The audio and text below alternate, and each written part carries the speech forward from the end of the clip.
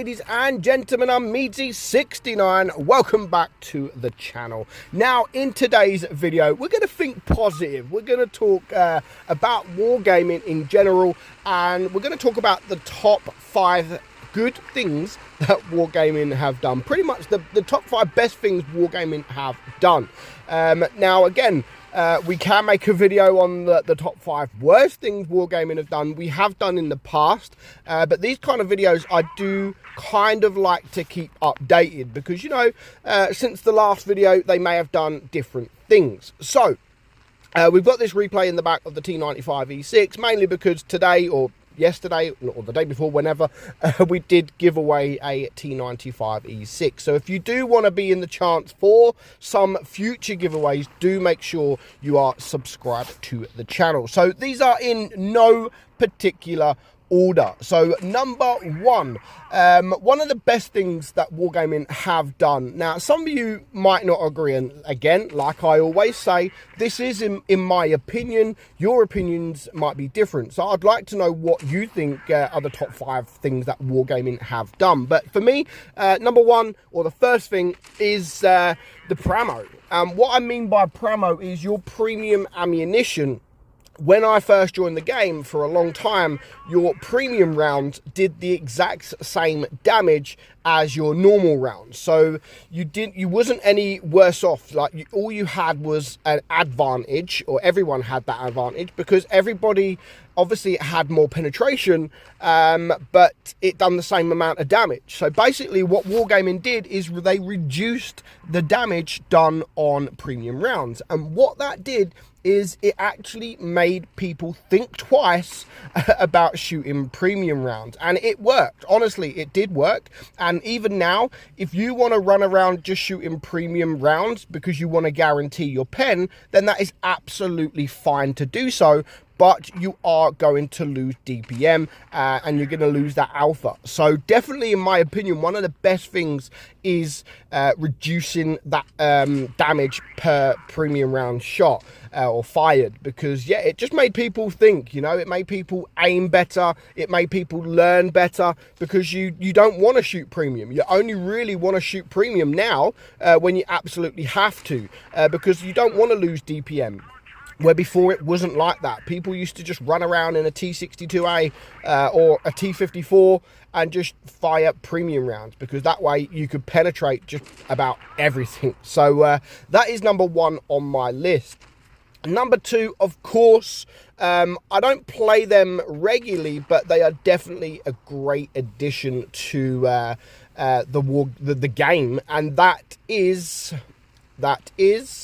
game modes. So yeah, the game modes, obviously they haven't been around forever. They started with Mad Games, and then of course they have introduced many different game modes, and that's cool. You know, again, I don't play them because I just don't have the time to play game modes now, but when they first got Mad Games into the game, it was something completely different that no one had ever really seen before. And then of course they had Uprising, Gravity, Skirmish. It's good to have that availability of many different games and not just the same game. You know, obviously at the start, yeah, Mad Games was great. We played it, it was fun, it was great, and you just wanted it to come back. But when it did come back and then it come back again, you're like, yeah, it's a bit repetitive. Like, it gets boring after a while. So yeah, Wargaming made many other game modes, which is absolutely great. Again, I don't play them, but they are a great way to kind of cheat, like to grind the lines, because it doesn't go towards your normal stats. So you can grind stock tanks and it doesn't affect your stats, so it doesn't matter if you do win or lose. So game modes is definitely up there with one of the best things in the game. Number 3, we have training rooms. Now, not training rooms. Training rooms is a great addition, but I haven't actually added the training rooms in it. But replays. Replays is for contributors or content creators. Replays is honestly an absolute godsend. You guys don't realize how many really good games, when I just started my YouTube my YouTube journey, replays did not exist, so replays wasn't there. So for you to be able to get footage, you had to record every single game that you played, and sometimes you wasn't looking at recording. You know, back then we used to have 100 battles plus a day, and I'm not going to record everything. So sometimes I used to just play with mates or work colleagues, and I wasn't really intending of getting any footage. But there's sometimes that we've had games where we've done over 7,000, nearly 8,000, and you look, you're like, yeah, I ain't recording. So you had to record every single battle that you played. So replays for the community, so they can look back at what they've done. If they've had a good game, of course, they could send it to players, people like myself. And yeah, and we can use that footage as either a replay, or if we're going to review that tank, then yeah, it's great to, like what we're watching now, content. It's all about the content. So replays is definitely one of the best things to come in the game. Next up, we have PBR. Yes, PBR, which is basically your tank looks much better than it once did, which is a great addition. It doesn't give you any advantages or disadvantages, but it just makes the game look absolutely beautiful. Like some of the tanks that they've upgraded, the PBR, they do look really, really good. And of course, Wargaming have started doing it with maps as well. So it's not just tanks, it is maps as well. So yeah, PBR is a great addition. They are still ongoing. Obviously, not every tank has got that upgraded look, the graphics yet. They are still working on it. Obviously, every update that they upgrade another 3 or 4 tanks. So yeah, we'll get there. We'll eventually get there with all the tanks looking absolutely beautiful. So PBR is definitely another thing that Wargaming have done right. Leading on to the last thing on the list, number 5, free tanks. There are a load of players out there that are free to play. They can't buy premiums, whether they're too young, whether they don't have a job, or just whether they don't want to spend money on the game. Where over time, Wargaming have got really good with this, and I do praise them for this, and I know other players like Droodles, etc., have praised them for this as well in the past.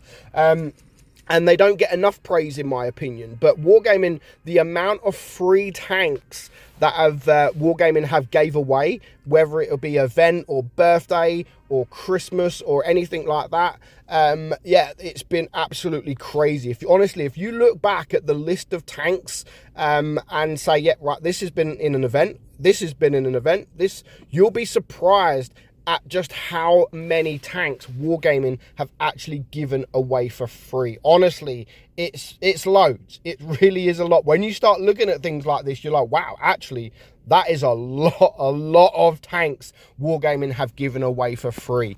And again, it's great for the guys that can't afford to pay. So it gives them the chance to also get them premium tanks. It's not just for the people that pay money. You're able to get these tanks for free. And even events, you know, you had the Waffle, you had the 50 TP clan events, you were able to get them tanks for free as well. So it's not just lower tier tanks, it's also the higher tier tanks as well. So that is my top 5 list, the top 5 great things that Wargaming have done. Let me know what you think are the top 5. Does your top 5 match any of mine? Obviously, I mentioned training rooms. That could be out there as well, because yeah, that again is a great addition. I think when I first started, there was no training rooms. There was not even any camos. There was no camouflages, nothing. Your tank just looked the bulk standard. So let me know what you think are the top 5 things to ever come in Blitz. Let me know in the comments below. But for now, I hope you enjoyed today's video, guys. I'm meadsy69, and I will catch you all soon. Bye-bye.